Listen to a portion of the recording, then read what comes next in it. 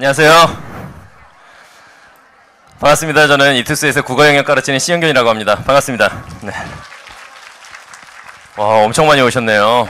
저도 오늘 낮에 이제 촬영 마치고 바로 비행기 타고 김해공항 와서 일로 날라왔어요. 제가 오늘 여기 오면서 부산 지역은 이제 학생들이 공부를 열심히 할까 해가지고 부산 지역에 있는 막 학교들도 좀 인터넷으로 막 뒤져보고 막 이랬는데 부산도 교육열이 요즘에 굉장히 뜨겁다고 들었어요. 근데 이제 지금 현재 중3 학생들이 이제 고입을 앞두고 있잖아요. 이 친구들이 지금 공부를 어느 정도 하고 있는지 사실 저는 이제 수능 전문 강사이기 때문에 중학생들을 가르치진 않아요. 근데 이제 예비 고1부터 이제 공부를 이렇게 하면 된다라는 거는 누구보다 잘 알고 있기 때문에 그런데 포인트를 맞춰갖고 좀 이제 국어 공부법에 대해서 설명을 드리도록 하겠습니다. 생각보다 굉장히 젊죠? 그런데 사실은 나이가 좀 있어요. 굉장히 동안입니다.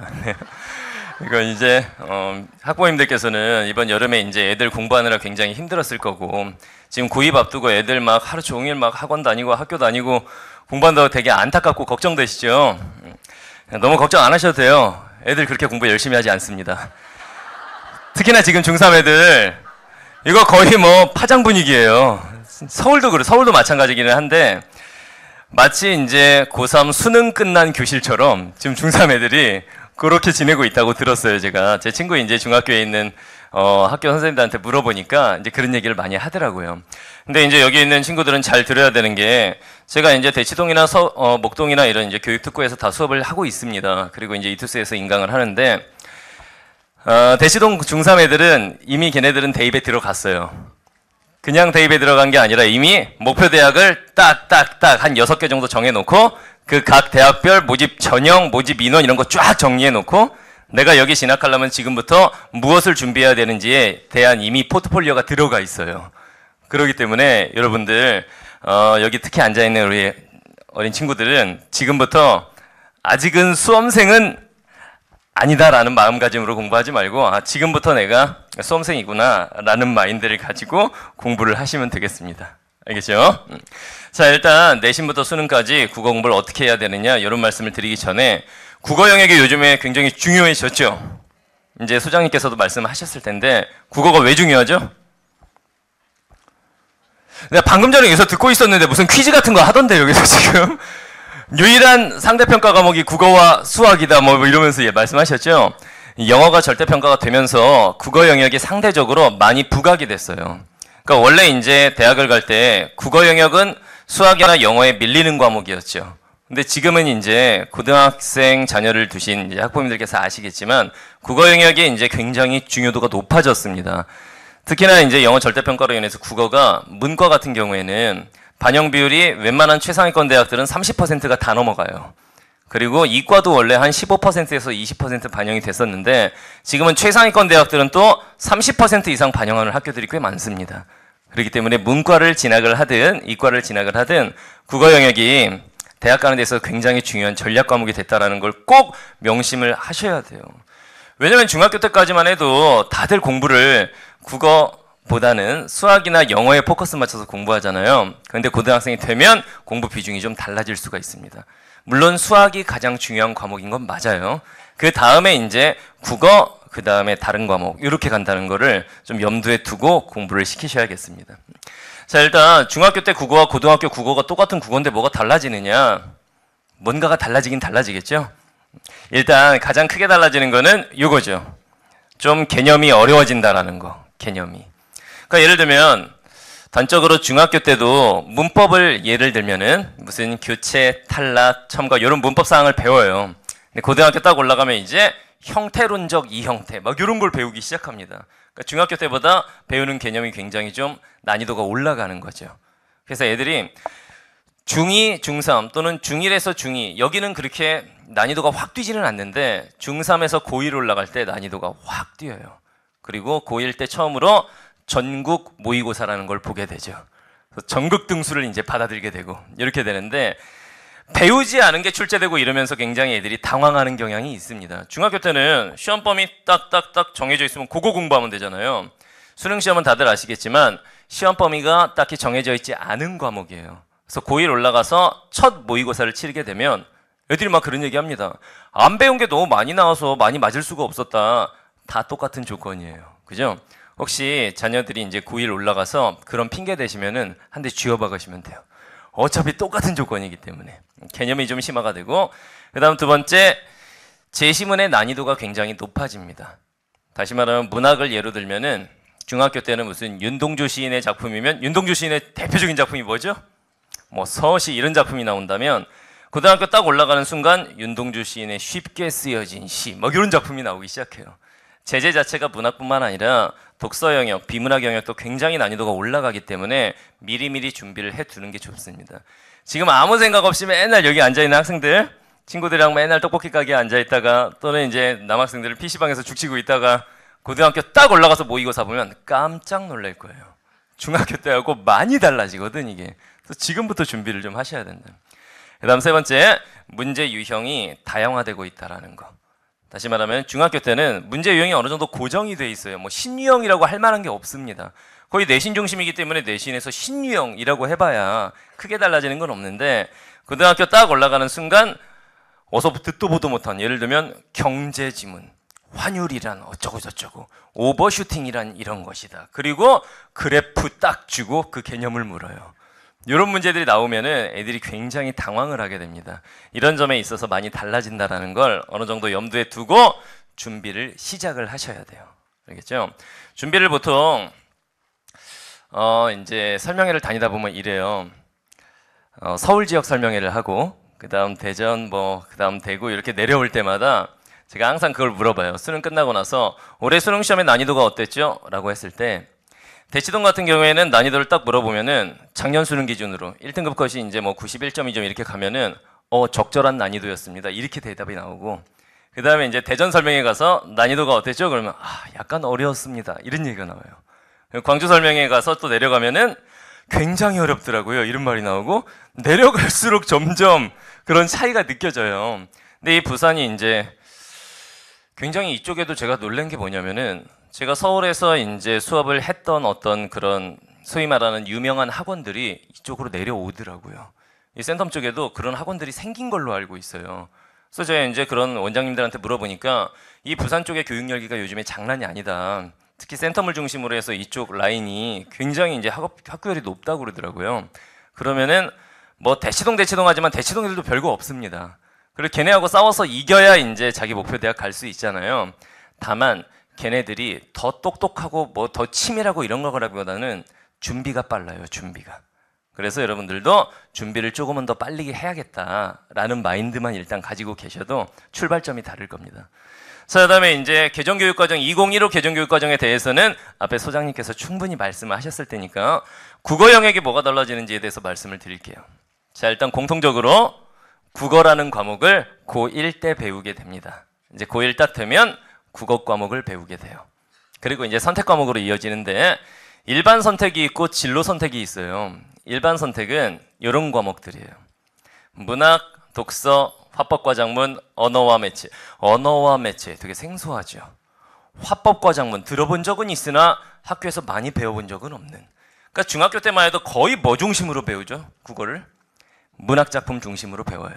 맨날 이제 교과서에 실린 시, 소설, 뭐 고전 문학도 약간 뭐 이런 식으로 배우는데 저런 과목들이 이제 일반 선택 과목에 들어가 있습니다. 이 중에서 잘 보셔야 되는 건 문학과 독서는 공통 과목이에요. 다시 말하면은 공통 국어가 있지만 일반 선택 과목 중에서 문학과 독서는 전국에 있는 모든 수험생이 똑같은 시험지에 있는 문제를 풀게 됩니다. 그리고 이제 달라지는 점이 이 두 과목, 화법과 작문, 언어와 매체 중에 둘 중에 하나 택 1을 해서 응시를 하게 되는 거죠. 지금 현행 수능은 그런 게 없습니다. 국어 영역은 선택 과목 이런 자체가 없어요. 그런데 이렇게 달라진다라는 거. 애들 입장에서 화법과 작문을 많이 선택할까요? 언어와 매체를 많이 선택할까요? 언어와 매체를 많이 할 것 같죠? 절대로 그렇지 않아요. 왜냐? 언어와 매체 이게 뭘까요? 문법이에요. 요즘 애들 영어 문법보다 국어 문법을 훨씬 싫어하고 훨씬 더 못해요. 문법 때문에 지금 애들이 굉장히 고생을 하는데 이쪽은 공부할 내용이 굉장히 많습니다. 그런데 공부를 하면 되는 과목이기도 해요. 이게 무슨 얘기냐면은 화법과 작문의 시험 범위가 딱 이거다 정해져 있지가 않아요. 근데 언어와 매체, 즉 문법 영역, 이게 문법하고 매체 언어의 이제 합친 말인데 이쪽 같은 경우에는 공부할 내용이 정해져 있어요. 다시 말하면은 음운 파트, 그 다음 품사, 문장론 이런 식으로 배울 내용이 딱딱 정해져 있어서 수능 국어에서 유일하게 시험 범위가 정해져 있는 파트라고 할 수 있습니다. 그럼에도 애들은 일단 어려운 공부는 하기 싫어하기 때문에 이쪽으로 쏠림 현상이 발생할 가능성이 굉장히 높습니다. 그래서 고등학교 2학년, 3학년 때 이런 과목을 배우게 될 거고, 그리고 이제 진로 선택이라고 해서 실용국어, 심화국어, 고전읽기 이런 게 있는데 이건 신경을 쓰진 않으셔도 됩니다. 이제 학교에 따라서 이제 실용국어 하는 학교가 있고 주로 이제 아마도 직업계열 학교들이 이쪽을 많이 선택할 거예요. 그리고 이제 일반계 고등학교가 고전읽기나 심화국어 이쪽을 선택할 텐데 이거 같은 경우에는 수능 과목은 아닙니다. 그냥 내신을 위해서 배우는 과목 정도로 생각을 하시면 됩니다. 이거는 학교 재량에 따라서 고1부터 고3까지 다양하게 이제 학교에서 배우게 돼요. 이제 중요한 거는 문학, 독서, 이 수능의 공통 과목 2개, 그리고 둘 중에 무엇을 선택할 것이냐를 학교에서 배운 후에 결정을 해야 되겠지요. 네. 그리고 이제 내신하고 수능이 뭐가 다른지 아직 중3 어린이들은 수능 시험에 대해서는 잘 생각을 안 해봤죠. 자꾸 이게 이제 뭐 서울에 있는 대치동 이런 얘기를 말씀을 드려서 그런데 제가 거기서 수업을 하기 때문에 겨울방학 때 이제 예비 고3 학생들 수업을 시작을 하는데 거기에 간혹 어떤 애들이 들어오냐면은 예비 고1 학생들이 들어와요. 고3 애들하고 앉아가지고 수업을 듣고 있어요. 왜 국어 과목은 그게 가능한 것이냐? 국어 영역은 딱히 시험 범위가 정해져 있지 않고 나 이거 처음 보는데 못 풀겠어. 그러면 다 들리는 겁니다. 이거는. 시험 범위가 없는 과목이라고 말씀을 드렸죠. 내신 국어는 중학교나 크게 다를 바는 없어요. 일단 기본적으로 내신 시험은 시험 범위가 있죠. 이번 중간고사는 뭐 시는 이거 소설은 이거 이 시험 범위가 있는데 수능 국어는 일반적으로 봤을 때 시험 범위가 없습니다. 선생님 EBS가 시험 범위 아닙니까? EBS 70% 연계 들어보셨죠? 그런데 연계율을 지금 50% 정도로 하향한다 그러고 그것도 직접 연계가 아닌 간접 연계로 갈 가능성이 높다. 뭐 이런 얘기도 나오고 있는데 지금 70% 직접 연계라고 해도 지문이 그대로 나오는 건 시 정도예요. 소설 이런 거는 같은 작품의 제목이라고 할지라도 다른 부분이 나와버리고 비문학이나 즉 독서 영역 또는 화법과 작문 이런 거는 연계가 돼도 연계가 된지 모릅니다. 학생들은. 그렇기 때문에 국어 영역은 시험 범위가 없다고 생각하는 게 속 편하실 거예요. 한국교육과정평가원이라는 곳에서 수능을 출제하죠. 거기 들어가면 시험 범위가 뭐라고 제시되어 있냐면은 국어 영역 시험 범위, 예를 들면 수학 같은 건 시험 범위가 정해져 있어요. 뭐 확률과 통계에서는 뭐 이게 정해져 있는데 국어 영역은 명쾌하게 한 줄이에요. 범교과적 소재를 활용한 전범위 이렇게 써 있어요. 되게 말이 어렵죠. 범교과적 소재. 다시 말하면 과학 지문이라면 물리, 화학, 생명과학, 지구과학 뭐가 나와도 너네는 할 말 없다. 뭐 이런 얘기가 돼버리는 거고. 다시 말하면 시험 범위가 없는 과목이다라는 걸 그렇게 돌려서 말하고 있는 거예요. 그리고 서술형이 이제 내신 국어에는 있죠. 한 30% 이상 출제하게 돼 있는데 수능 시험은 서술형 문항이 없죠. 왜 없을까요? 채점을 할 수가 없어요. 매년 50만 명 이상의 학생들이 시험을 보는데 그 서술형을 어떻게 채점을 하겠어요? 그죠? 서술형 시험이 없이 그냥 객관식으로 쭉 갈 수밖에 없어요. 이건 2015가 아니라 수능 시험이 존재하는 한 국어 영역의 객관식, 그러니까 주관식은 생길 수가 없을 거예요. 채점이 불가능하기 때문에. 그죠? 내신 국어와 수능 국어가 이렇게 다르기 때문에 학습법 자체가 조금은 달라야 합니다. 그럼 어떻게 공부를 해야 되느냐? 일단 기본적으로 내신은 이거는 사실은 저보다 지금 여러분들이 더 잘 알 거예요. 내신 같은 경우에는 일단 교과서부터 시험 범위 정독해야 되죠. 그리고 학교 선생님들께서 내주신 필기 중심으로 공부를 하게 되겠죠. 그 다음에 이제 심화학습을 들어가면은 자습서가 교과서마다 다 다르겠죠. 그 교과서를 활용한 심화학습을 하는데 특히 고등학교 때는 이 학습활동을 중요하게 보셔야 돼요. 학습활동 부분을 변형을 해서 문제를 많이 출제하시기 때문에 학교 선생님들께서. 그리고 이제 내신 평가 문제집이라는 게 출판사마다 나오죠. 그 다음 단계로 이제 내신 평가 문제집, 자기 교과서에 맞는 문제집을 사다가 풀게 되죠.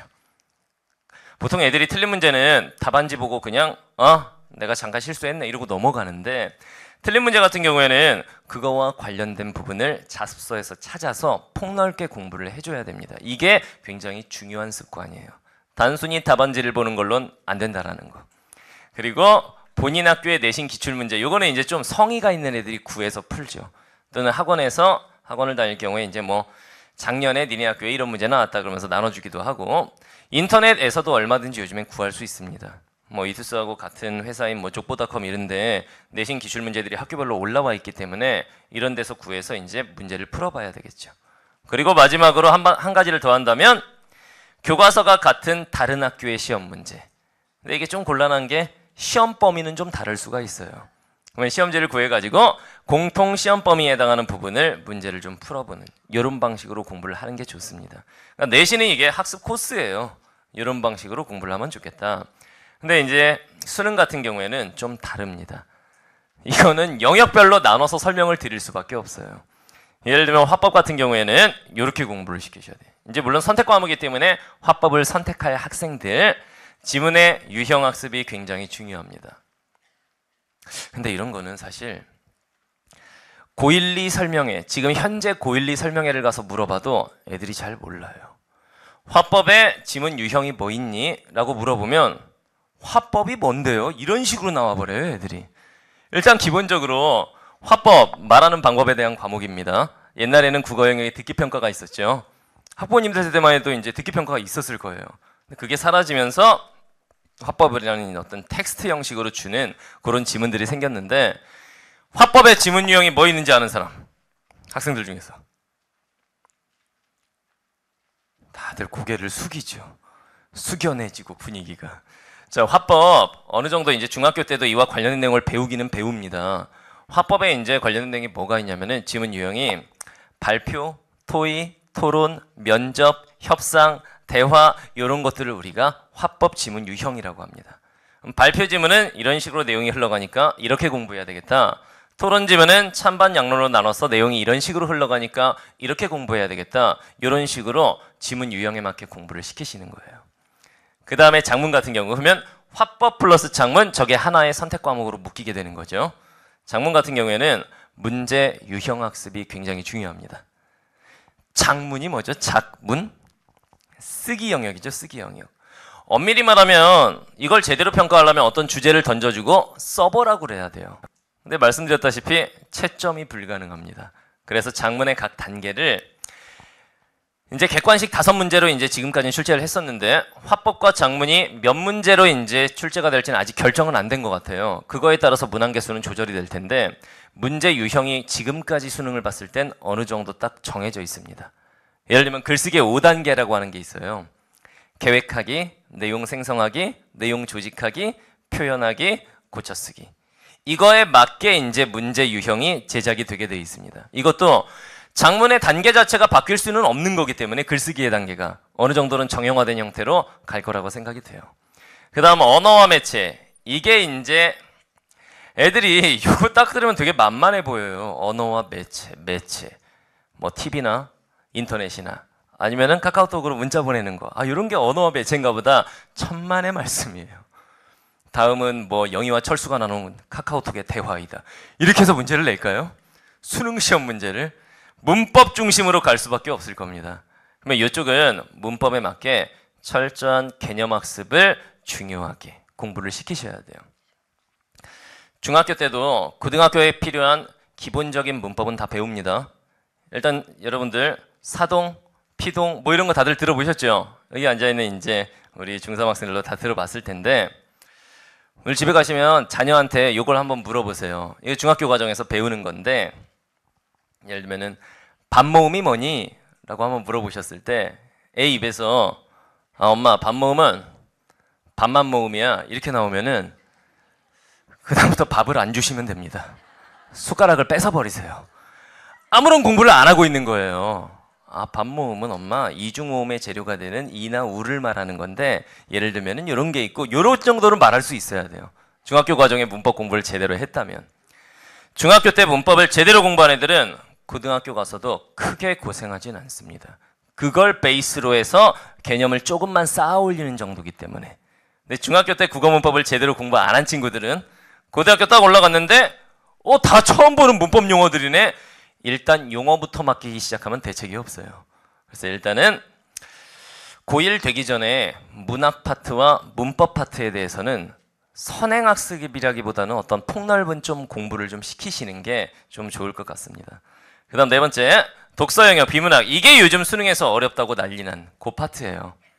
작년 수능만 해도 오답률 상위 5문제 중에 4문제가 독서 영역에 해당하고, 재작년 같은 경우 오답률 상위 10문제 중에 8문제 이상이 독서 영역에 해당하고, 이런 식인데, 이 비문학 같은 경우에는 좀 추상적이지만 독해력 증진학습을 시키시는 게 좋겠습니다. 다시 말하면 기본적으로 글을 제대로 읽어내는 능력. 그러면 그게 무엇이냐를 말씀을 드리면 또 너무 길어지기 때문에 일단 기본적으로 글의 핵심적인 내용을 제대로 짚어내면서 지문을 읽는 능력, 이 공부 중심으로 시키시면 되겠습니다. 그 다음 문학 파트는 영역별 감상법에 따라서 지문 분석을 스스로 할 수 있게 만드시는 게 중요해요. 이 말씀을 꼭 드리고 싶은데, 중학교 때는 내신에 이제 치우쳐서 공부를 하다 보니까 어떤 시를 배우게 되면 이런 학생들이 많이 있습니다. 이 시를 공부하고 나서 잡서에 나온 대로, 예를 들면 김소월의 진달래꽃을 배웠어요. 제재, 진달래꽃. 주제, 남녀간의 이별의 정한. 갈래, 미녀시, 자유시. 특징, 삼음보, 칠오조. 막 이런 식으로 주제, 소재, 갈래, 특징 외우듯이 공부를 합니다. 고등학교 올라가서 그런 식으로 공부를 하면 결과가 굉장히 좋지 않을 거예요. 내신과 수능의 차이점, 결정적인 차이점은 이겁니다. 내신은 네가 학교 생활을 제대로 했니? 성실성을 평가합니다. 이거 학교에서 배웠던 내용이니까 문제 풀 수 있겠지? 이걸 평가한다면, 수능은 자기 스스로 지문의 내용을 어느 정도 파악할 수 있는지 사고력을 묻는 시험이에요. 그래서 시험 범위가 딱히 정해져 있지 않고, 그러니까 이런 거죠. 너 이거 학교에서 배웠지? 이게 내신이고, 너 아마 이 작품을 처음 볼 수도 있을 텐데 네가 내용 파악해서 문제에서 원하는 내용을 끌어내봐. 이게 수능 시험이에요. 그렇기 때문에 자기 스스로 시문학은 이렇게 읽는 거고, 소설문학은 이렇게 읽는 거고, 고전문학 원문은 이런 식으로 대응해야 되고, 영역별 감상법을 공부를 하고 자기 스스로 내용 파악을 하는 연습을 반드시 시키셔야 됩니다. 이런 식으로 수능 공부를 시키시면 되겠고요. 그 다음에 이제 마지막으로, 지금부터 겨울방학 때부터라고 말씀 안 드릴게요. 지금부터 이제 국어 공부 요거를 한 상태에서 고등학교 올라가면 좋겠습니다. 일단 첫 번째, 수능 국어 기초 개념이라도 좀 공부를 시키시고 올려보내시면 돼요. 선생님, 기초 개념을 뭘로 공부시킵니까? 이게 제 강의라서 좀 말씀드리기가 좀 그렇지만, 이틀스에 들어가서 저 신영균을 찾으시면은 수능 국어 10시간의 기적이라는 진짜 국어 기초 개념 강의가 있어요. 이런 강의 정도를 고1 올라가기 전에 듣고 올라가면은 고등학교 때 공부하기 좀 편할 겁니다. 그 다음 두 번째, 어휘력 증진학습. 요즘 애들 가르치다 보면 어휘력이 난리예요, 정말. 애들이 어렸을 때 책을 많이 안 읽어서 그런지 이 정도입니다, 이 정도. 예를 들면 어떤 학자가 자신의 견해를 피력하였다. 선생님, 이게 뭔 소리예요? 뭐가? 피력이요. 이렇게 물어보면 이게 내가 지금 무슨 외국인을 가르치는 것도 아니고 정말 책을 많이 안 읽었구나 어렸을 때. 이런 게 드러납니다. 어휘력이에요. 그래서 제가 오죽 답답하면은 어휘와 관련된 국어 강의를 만들었어요. 보통 영어는 어휘 강의가 있잖아요. 국어는 그런 게 없었어요. 제가 인간 최초로 만들었어요. 수업 진행이 안 되니까 이게 애들이 어휘를 몰라버리니까. 그래서 이런 강의, 이투스에 들어가면은 지문 이해가 안 된다면 어휘력부터 키워라라는 제 어휘 강의가 있습니다. 유일하게 어휘 강의가 있어요. 이런 강의를 중3 때 고1 올라가기 전에 좀 시키시면은 공부하는 데 좀 도움이 많이 될 거고요. 그 다음 모의고사 실전 연습. 요거는 고1 올라가서 뜨거 하지 말고 미리 한번 매맞고 올라가는 겁니다. 서점에 가시면 고등학교 1학년 전국 연합 모의고사 모음집이 있어요. 그래서 아직 고등학생이 아닌데 어떻게 풉니까? 이거를 충분히 풀 수 있어요. 아까 말씀드렸듯이 기본적인 독해력만 있으면 풀 수 있는 거지 시험 범위를 갖고 푸는 시험이 아니기 때문에 이런 것들을 겨울방학 때까지 꾸준히 좀 풀어보는 연습을 시키시면은 고등학교 올라가서 좀 고생을 덜 할 겁니다. 그래서 제가 이제 마지막으로 제가 가르쳤던 어떤 제자의 이야기를 말씀드리고 마무리를 할게요. 제가 이제 서울에서 가르친 제자들 중에서 이제 최모 군이 있었는데 그 친구가 이제 현장에서 수업을 듣고 있었어요. 근데 그 친구가 항상 수업을 너무 열심히 들어서 쟤는 참 잘 됐으면 좋겠다 이런 생각 했었거든요. 살짝 이제 좀 몸이 약간은 불편한 친구였는데 정말 공부를 열심히 했어요. 그래서 항상 물어보면은 너 어느 학교 가고 싶니? 그러면 자기는 무조건 의대 갈 겁니다. 그러더라고요. 의대 가서 이제 몸 불편한 사람들도 치료해주고 마음도 아주 굉장히 좀 따뜻한 친구였어요. 근데 성적이 의대 갈 정도까지 나오지는 않는, 그래서 좀 안타까운 마음이 있었어요, 선생님으로서. 나중에 그 친구가 끝까지 열심히 한 결과 수능 딱 보자마자 선생님한테 저한테 카카오톡을 보냈어요. 선생님, 저 시험 잘 본 것 같아요. 그러더라고요.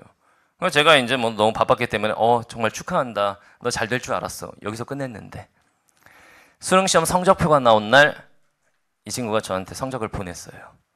국어 영역 원래 1, 2등급 왔다 갔다 했었는데 국어 100점을 맞았어요. 다 맞았어요. 다 맞았어요. 작년에 국어가 쉽지 않았거든요. 그리고 영어 같은 경우에는 절대평가잖아요. 1등급. 그런데 자기는 다 맞고 1등급을 받았대요. 100점을 맞았대요. 그리고 그 친구 이과였는데 수학은 어떻게 봤냐면 수학이 100점이 나왔어요. 다 맞았죠. 그리고 과학, 탐구 두 과목을 선택을 했는데 50이 나왔어요. 50점이 만점이에요. 50점을 받았다고 착각하시면 안 돼요. 만점. 그리고 한국사 있죠. 한국사도 이제 절대평가이기 때문에 등급으로만 제시되는데 그 20문제를 다 맞췄대요. 그래서 450 만점에 450을 받고, 그리고 목표로 하던 의대에 수석으로 합격해서 6년 장학생으로 지금 다니고 있어요. 그런 친구를 보면서 제가 느끼는 건 뭐냐면은 정말 애들은 지금 성적대가 어떻든지와 관계없이 무궁무진한 가능성이 있구나. 여러분들, 학부모님들 바로 옆에 있는 자녀들을 보시면은 제가 이런 말씀을 드리면 얘는 좀 다른 것 같은데 이런 생각이 들 수가 있는데 무한한 잠재력을 다들 가지고 있을 거예요. 학부모님들께서 조금만 관심 가져주시고, 우리 자녀들은 부모님께서 진짜 열심히 노력해서 여러분들 뒷바라지 해주시는 거 알고 있죠? 여러분들도 좀 책임감을 느껴서 부모님에 대한 책임감으로라도 더 열심히 공부를 해서, 그게 결국은 자기를 위한 길이니까 다들 제가 가르쳤던 그 제자처럼 자신의 꿈을 실현하는 멋진 제자님들이 되길 바랍니다. 감사합니다.